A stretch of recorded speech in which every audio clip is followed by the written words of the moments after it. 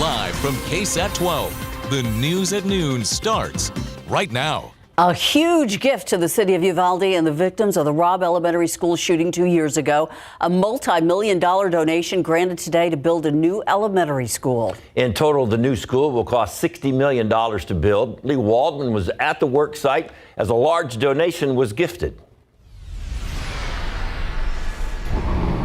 In Uvalde today, a massive $1 million gift to the Uvalde CISD Moving Forward Foundation toward its goal to build the new Uvalde Elementary School, but there's still a lot more that needs to be raised. $20 million to be exact in order to reach their goal of $60 million. Ground was initially broken at this site next to Dalton Elementary in October. A construction delay was announced in December because the initial bid was higher than the foundation anticipated. The new construction bid from Satterfield and Ponticus Construction was accepted in January and allowed for work here to continue. You can see the site is busy with heavy machinery, getting the ground ready for foundation and concrete to be poured. At this point, they expect construction to be wrapped up in September 2025, and once furniture is brought in, the school will be ready for use in the 2025-2026 school year. Coming up, here from members of the foundation as well as partners here today about what it means to them to bring a new elementary school to this community that will replace Robb. In Uvalde, Lee Waldman, KSAT 12 News. In the meantime, teachers of the Uvalde School District who are struggling with their mental health since that tragedy will be getting another lifeline. The school board there unanimously approving a new mental health days plan. They approved it last night. Staff affected by the Robb Elementary shooting can now apply for additional mental health days. The district says it already gives teachers 2 mental health days each year, but those seeking an additional day must meet certain qualification, and that includes using the 2 mental health days already provided, along with proof of a scheduled appointment with a counselor or a medical provider. They must also have been employed at Robb Elementary at the time of the shooting 2 years ago, or have an immediate family member who was impacted by the tragedy. And then staff will have to apply for that extra mental health day. We've got new details this noon on a crash investigation. Among the wreckage, several bags of letters.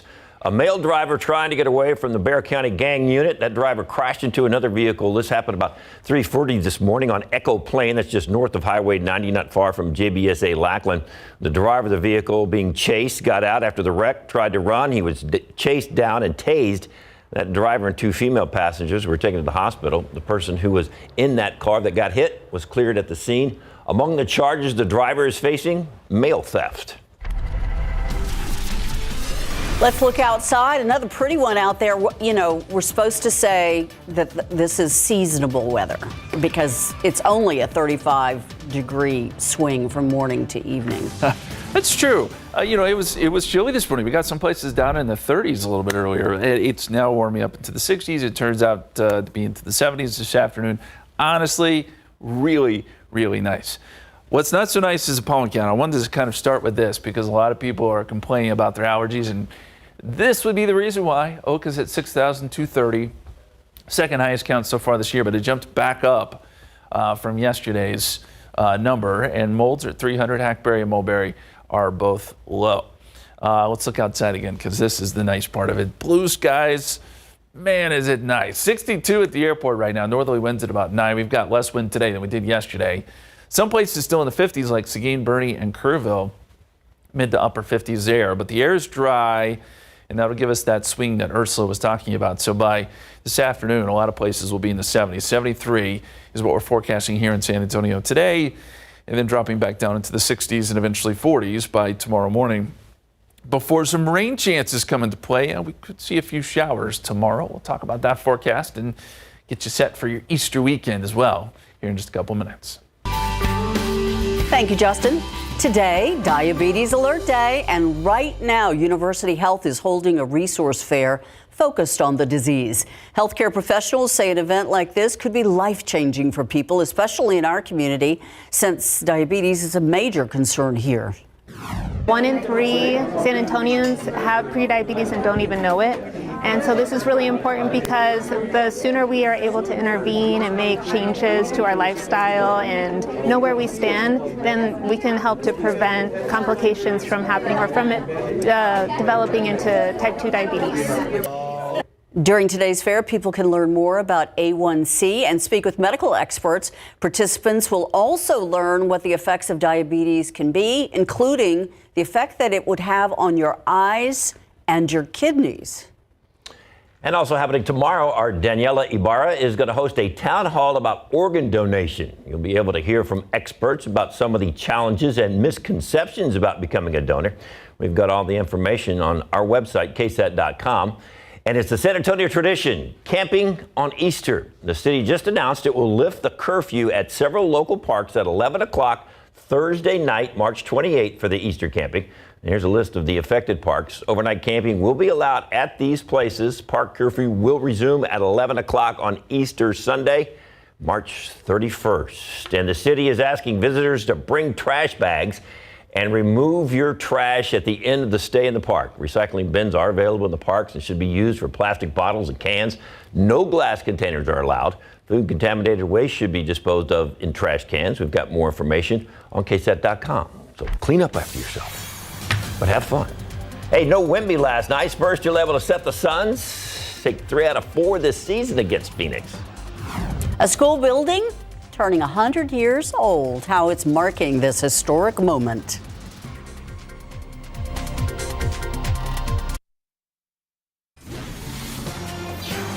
It is a historic building and it's a beacon in this community. The building is turning 100 years old, and alumni are celebrating by remembering special stories. Tiffany Huertas takes us to Mark Twain Dual Language Academy, and she takes us on a walk back in time. I have my t-shirt from when I was in basketball. You know, here it is, when I came here to Twain. Diane Martinez can't help but smile when she thinks about her middle school days at Mark Twain. It means a lot to me because I played basketball all 3 years and I played volleyball too, and I ran track. Martinez now works at the school as a health assistant and found some items to bring for the school's big celebration next month. The school building turns 100 years old. And this is the original part. This is the original front entrance. The school has changed a lot. Today, it's called Mark Twain Dual Language Academy, serving pre-K through 8th grade students. They currently have over 680 students. And next year, we anticipate we will be above 750. So to accommodate all of that, our pre-K students are going to be joining us. It is what is currently Gonzalez Early Childhood will become Mark Twain Dual Language Pre-K Academy. And so then this building here will host kinder through 8th grade. All classes are dual language. It's something teacher Nelia Gomez says helps students in different ways. Kids have the opportunity to get to know not just the language, other cultures. They become biliteracy, and like bicultural, and they have at the end of the day, they're going to have an extra opportunity to get more doors open for their future. The Academy is asking the community to bring any memorabilia they find at their home to include in their celebration, like yearbooks and anything sports related. Anything and everything. We were in band, soccer, you know, we had uniforms. Martinez is excited to celebrate with the community. She even found a news clip where she came out with her classmates. We're in the front of Twain, where it used to be on Mulberry in San Pedro, and it was a winter day. It was a winter morning, and we're all huddling because it was so cold that morning. The Academy will host a celebration on April 30th. Tiffany Huertas, KSAT 12 News. Taking a look outside with live cam with pretty. This is exactly the weather we want in a little less than 2 weeks for the eclipse. Ooh. Is that too much to ask? You're stressing me out. Yes, we're hoping. We're hoping. We're not close enough yet to get a forecast, but we're hoping we can have a day just like this. It is so beautiful out there. The aquifer is down today, 0.4 of a foot to 640.8. In your pollen count, we just showed you this, but it's worth showing again. Oaks at 6,230. That's what's behind all the sneezing. Molds, hackberry, and mulberry are all low. Question is, how long will this weather last? What about some rain chances? They actually return as soon as tomorrow. We'll take a look coming up.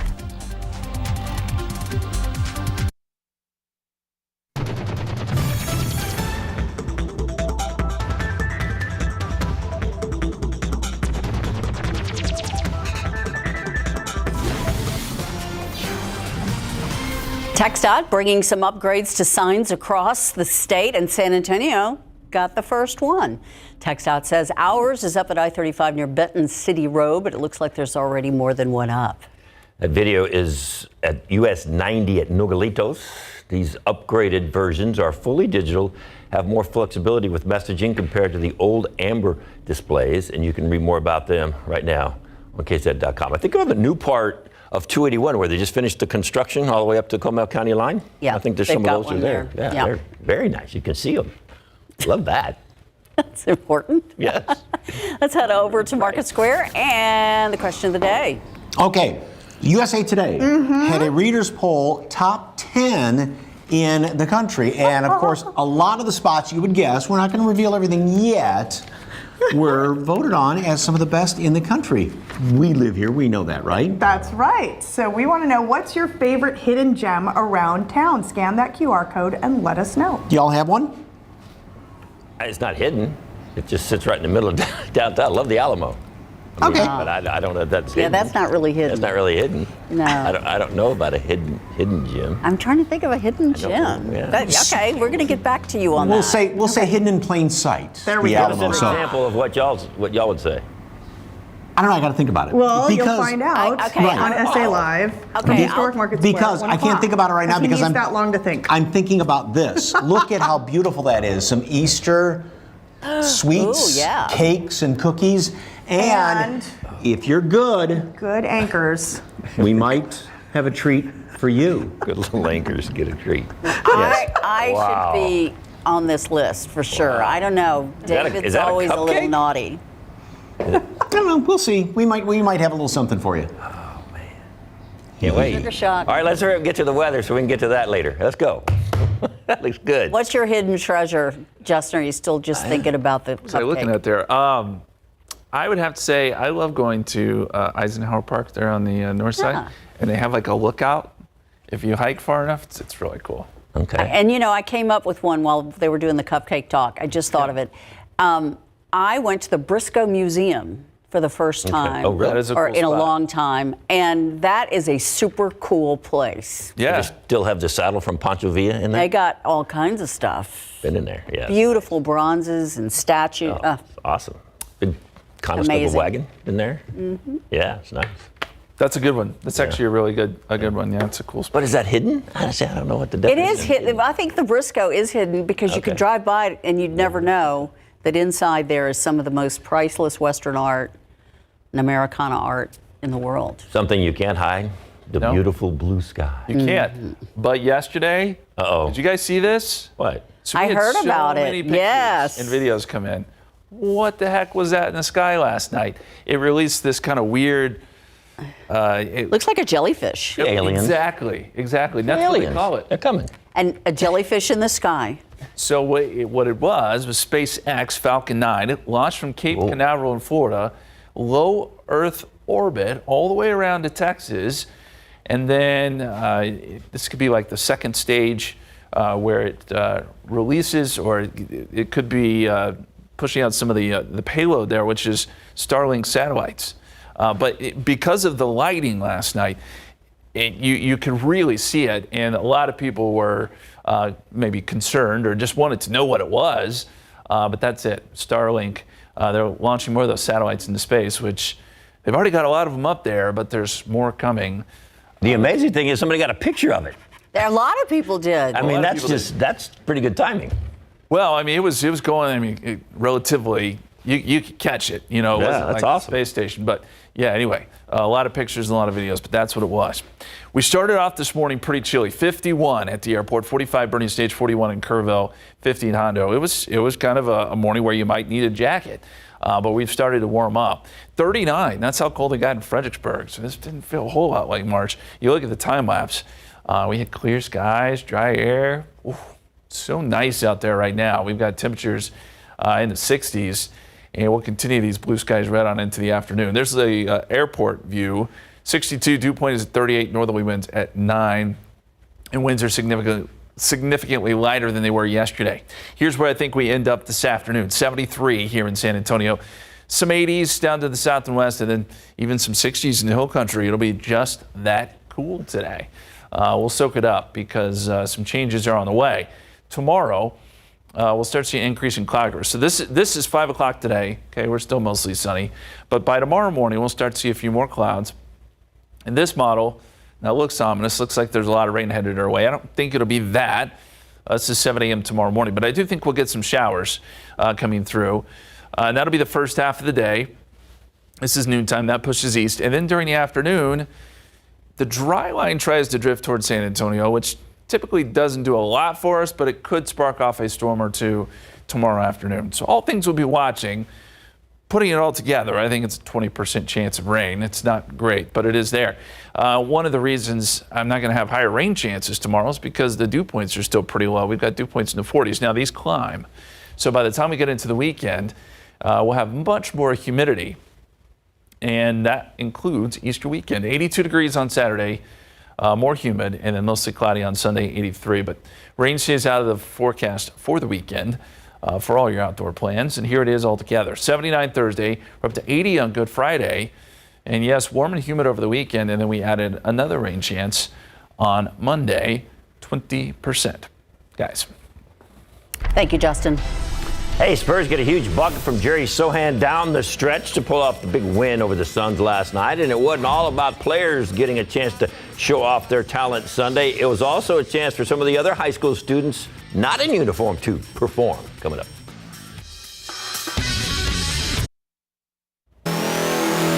Been a pretty good run post All-Star weekend for Victor Wembanyama. He was in street clothes last night. He missed the game against the Suns with a sore ankle. Coach Pop told us last night before the game he's not sure if it's a lingering thing. He may have tweaked it sometime during Saturday's loss to the Suns and kept playing on that and bothered him afterward.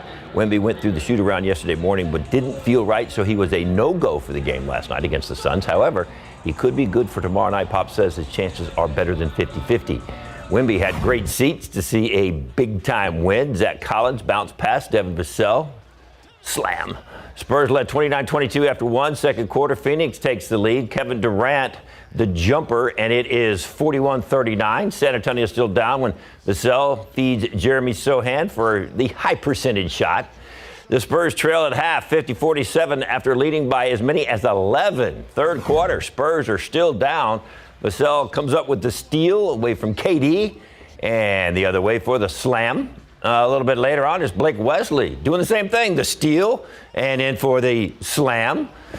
They led 75-74 going to the fourth after going up by 9. The Spurs almost gave this one away, but Sohan seals the deal. Wide open jumper from three-point range with 29 seconds left. Spurs up 104-102, and they win it by that same score. Sohan led the way, 26 points, 18 rebounds. You know, it's just good to have a win. Good to have a win in, you know, the season we have. So against a team like that, you know, we ended, 3 wins and 1 loss against them. So I think that shows a lot. And it just feels good to, you know, get good team win and, you know, have good energy around the locker room.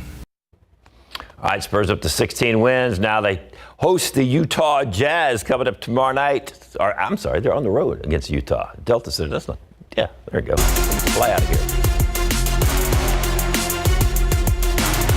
Avery Aaron, the All-Stater from Bernie. Not only did she win the tip, she got the first basket. It's 2-0 gold. He's really hard.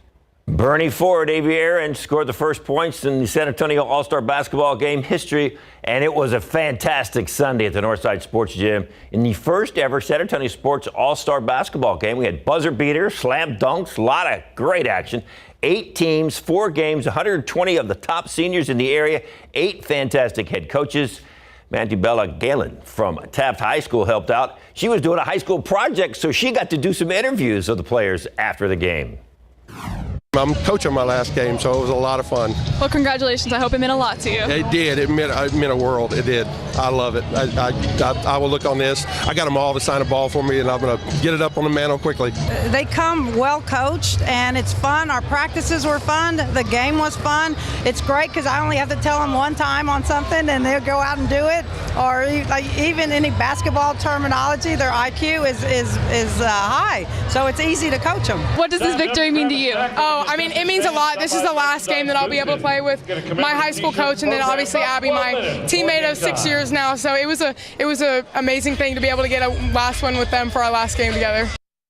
So it's the high school players playing, and then it's the high school students interviewing the players after the game. Gotta love it. She did a great job. Fantastic. So proud of what we did on Sunday. That was awesome. A fun day. Yeah. All right, new today at 5. Search and rescue crews have worked through the night and now the day to try and save people who fell from a bridge that collapsed here in Baltimore. I'm Cristiana Cordero with that story next. Also today at 5, if you're on a health kick trying to turn to better eating and drinking, you may not have to give up your soda or your other fruit drinks. We're going to take a look at some of the healthy soda and drinks offered with less sugar and other ingredients said to be good for your body. Today at 5 after Entertainment Tonight.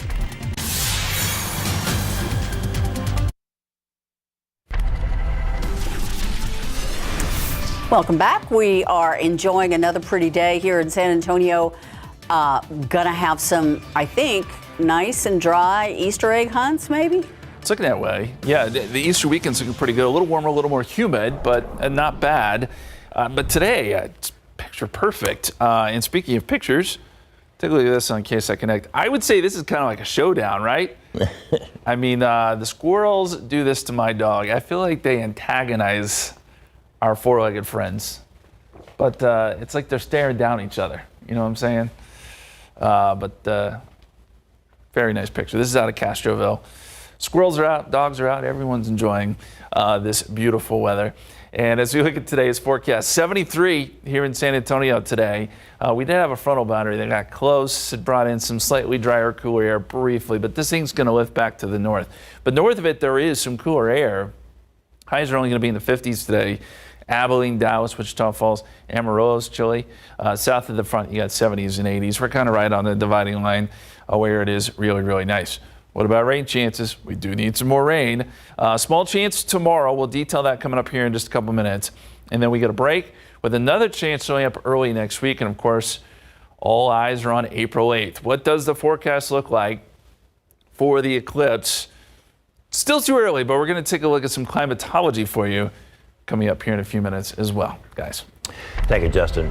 It has been 2 years and 3 months since she was last seen on a playground, and the search for Lena Keel has not ended. This is what she could look like today. It's an image from the National Center for Missing and Exploited Children. Lena would be 6 years old today. You might have remembered she disappeared back in December of 2021 when she was just 3 years old. She was last seen on a playground at her apartment complex off of Fredericksburg Road. Since then, her family has been grieving, and they are desperate to get some answers. There have been searches all over the place. If you know anything that could lead to the recovery of Lena, call San Antonio Police. The phone number is 210-224-7867. More than a year after the Supreme Court overturned Roe v. Wade, the controversial issue of abortion once again in front of the justices. The High Court hearing oral arguments today on whether the FDA was outside its authority when it made it easier for women to obtain the abortion pill mifepristone. A group called the Alliance for Hippocratic Medicine sued the Food and Drug Administration in the case. Other doctors and anti-abortion groups have joined in. One of the issues the justices will first determine is whether the doctors and other groups have been harmed by the drug in a way that gives them a right to sue. Prosecutors have announced a deal with Texas Attorney General Ken Paxton to drop securities fraud charges that were pending against him for nearly a decade.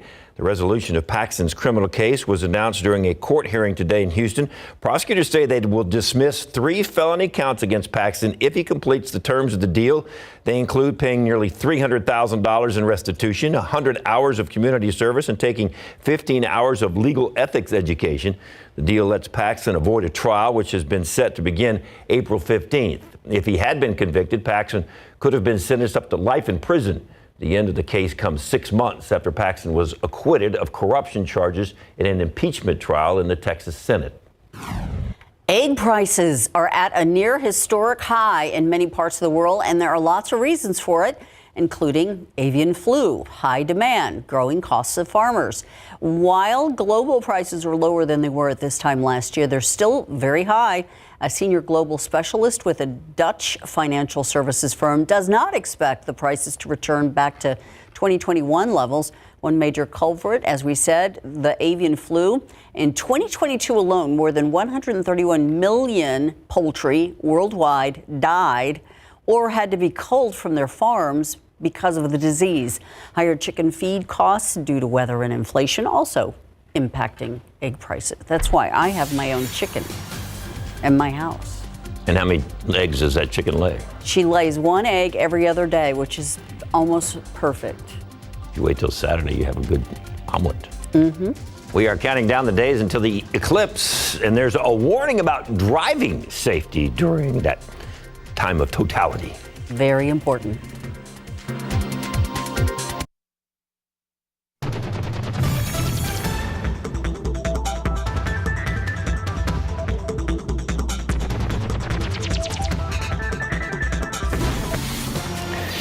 Researchers warning people to be mindful if they're driving on Eclipse Day. That's coming up on April 8th once again. In a new analysis just published, there was a brief surge in traffic accidents around the time of the last total eclipse back in 2017.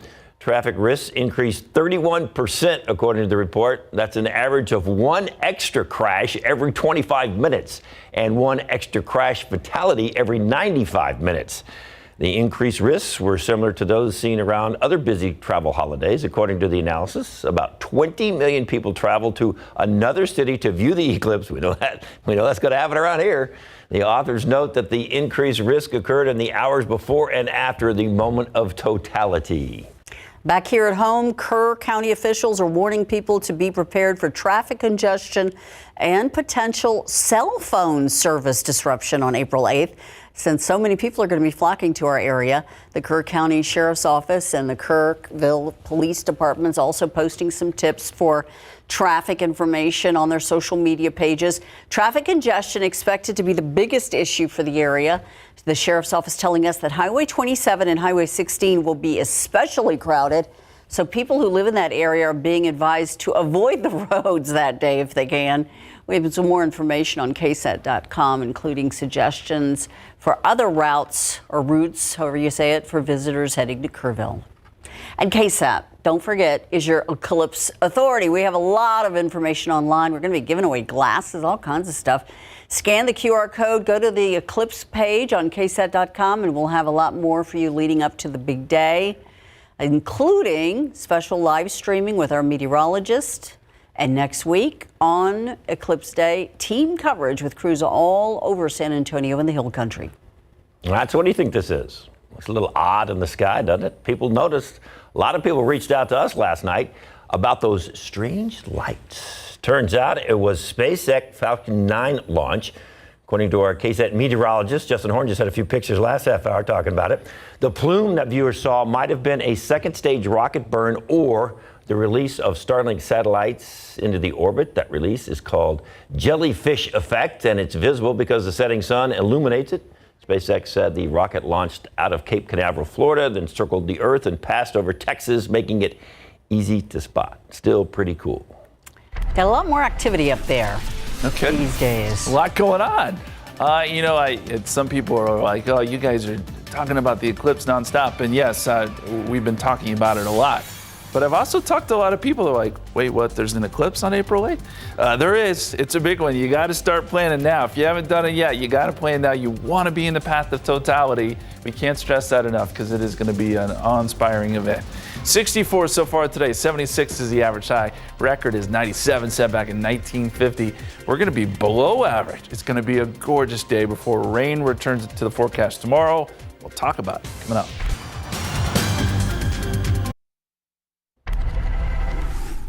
A live look at the scene in Baltimore right now where a tragedy unfolded before daylight today. A massive cargo ship drifting into a major bridge in Baltimore Harbor, crashing right there. And then as you can see here, the bridge, the suspension part of the bridge collapsing right into the water. Again, this is a live look, and I'm questioning whether rescue operations at this point have now changed to recovery.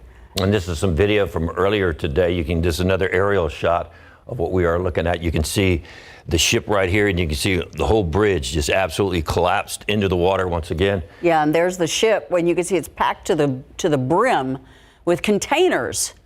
There's a ABC's Christiane Cordero reports that a crash led to a near total collapse of that bridge and has sent vehicles and construction crews plunging into the frigid water below. In Baltimore today, crews are working against time and frigid temperatures after a collapse at the Francis Scott Key Bridge sent several vehicles into the water. We advised the entire bridge, the entire Key Bridge in the harbor. I advised to hold all traffic from coming to the bridge. Around 1:30 a.m., Maryland officials say a container ship lost propulsion as it was leaving Baltimore. The pilots warned the potential of a crash before hitting a column, which sent the bridge into the water. The Singapore-based company that owns the ship says its crew members are okay and accounted for, but several other people are not. The Coast Guard's primary mission right now is search and rescue, looking for any survivors in the water. Officials say construction workers were on the bridge when it collapsed. The crew that was out there working was basically repairing potholes. Just so you understand, that had nothing to do with a structural issue. It's unclear how many people or vehicles were traveling on it. Initial rescue efforts were complicated by the darkness. The water temperature at the time, 47 degrees. Hypothermia can set in after about an hour. It's very cold waters.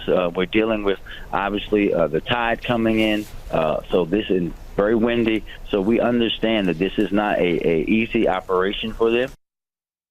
Authorities say there's no credible evidence of a terrorist attack. The NTSB has launched a GO team to investigate the collapse, and Baltimore's mayor has declared a local state of emergency. Christiane Cordero, ABC News, Baltimore.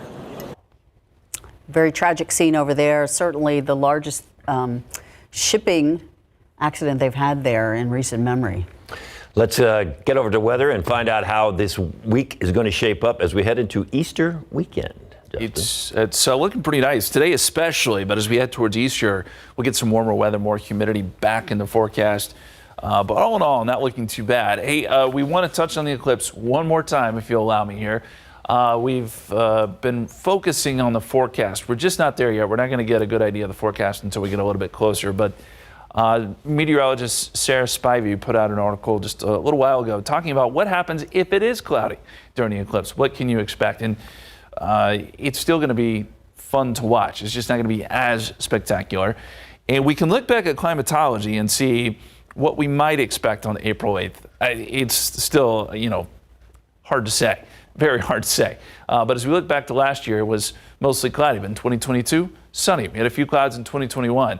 So when you average it all out, the average amount of sky covered by clouds is 40% for April 8th over the last 10 years. We'll see where we end up this year. Hopefully, we'll get some clear skies and it will be good for the eclipse. Fingers crossed. 62 right now. Dew point is at 38. Northerly winds at about 9 miles per hour. It's very windy yesterday. Those winds have since subsided. And so now we're just getting a northerly breeze anywhere from 5 to 15 miles per hour. But it's drawing in some dry air. Dew points are in the 30s and 40s and even 20s out west. And I should mention that Del Rio and Rock Springs, this area out here, pretty significant fire threat today. Winds aren't as strong, but the air is so dry. And unfortunately, there's just been a lack of rainfall out there. So any fire that develops could spread pretty quickly, especially there along the Rio Grande. Dew point trend does get better. We'll see more humid air come into play starting tomorrow, but you'll see a pretty steady increase as we get into the weekend. Saturday into Sunday, we've got dew points in the 60s. That's when you start to feel it. That's when it starts to get a little muggy out there. It does not lead to any rain over Easter weekend, but it'll just be more cloudy and, yes, just a little more humid. Here's the big picture. You see the comma-shaped swirl right here. There's the last storm system that came through. It's bringing snow to Minneapolis at this hour, and that'll bring some more snow to parts of Wisconsin and Michigan as it moves north and east. Behind it, there's a weaker system, but still some energy that's developing over the Rockies that'll swing down into Texas. And that's why I think we have some rain chances coming up tomorrow. So let's look at the computer model here, and we're going to fast forward to 7 a.m. tomorrow morning. And with some of that energy coming through, it does show some showers. A couple things working against us, though. The air is still going to be pretty dry at this point. So while this looks fairly widespread, I don't think it'll be all that significant. A few showers for the morning commute. That'll start to slide east by the afternoon. And then as a dry line comes into play tomorrow afternoon, we could see a couple more isolated thunderstorms pop up. But not everyone's going to get rain. And honestly, the rain chances are going to be low end for this, 20%. We will keep an eye on it. The best chance for thunderstorms tomorrow afternoon will be to our north. So the extended forecast, 74 tomorrow, 20% chance of rain. Notice the morning lows are pretty chilly, 40s. 79 Thursday morning, or 79 Thursday afternoon, 80 by Friday. And then we'll get some warmer weather, as we said, by the weekend, with another chance of rain showing up by Monday. We'll be right back.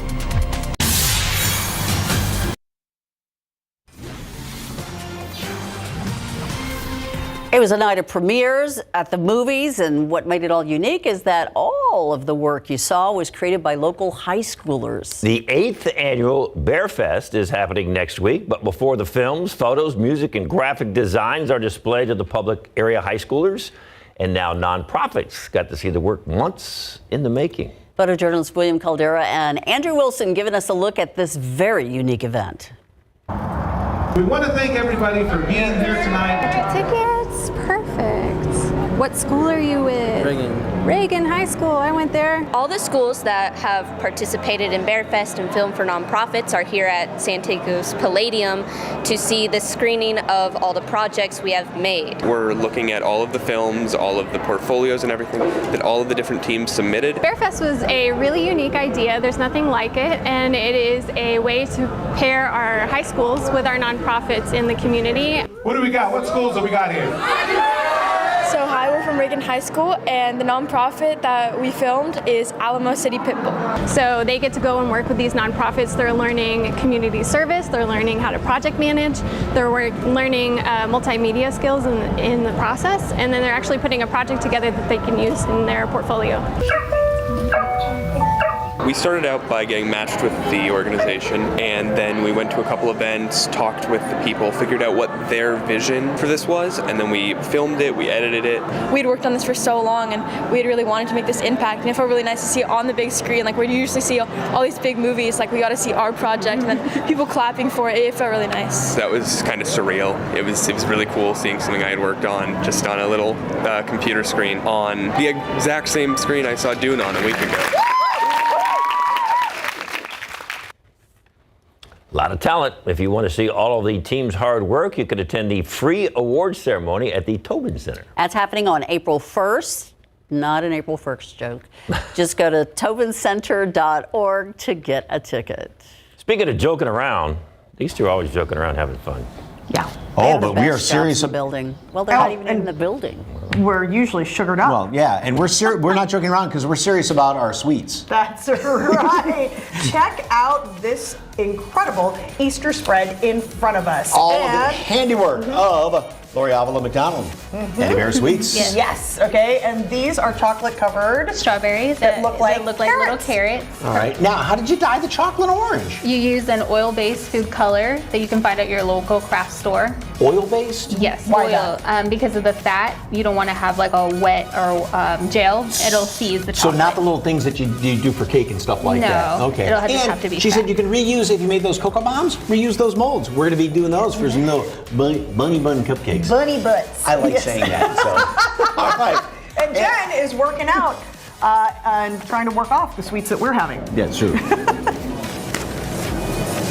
Yes, a little bit of both here at Lifetime. We're talking about National Nutrition Month, which includes a healthy diet, but also supplements. Christina Herriger joins me now to talk about, let's talk about magnesium. What's the importance of that? So the two things about that is the recovery and relaxation, Jen. Okay, remember those two things. She's going to explain more about supplements. Stay with us.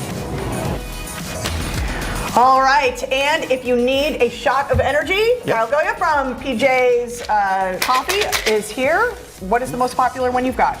So it's our shaken espresso right now. We're doing creme brulee flavors. Ooh, that sounds good. A little With whipped cream on top. topping. So we've got sweets and we've got something with whipped cream on it as well. Hey, restaurant downtown, it's been around for about a year. They have a new lunch menu, and have you ever had a kind of Tokyo-style hot dog? Yeah, we're going to try that and a whole lot more on SA Live. Stick around.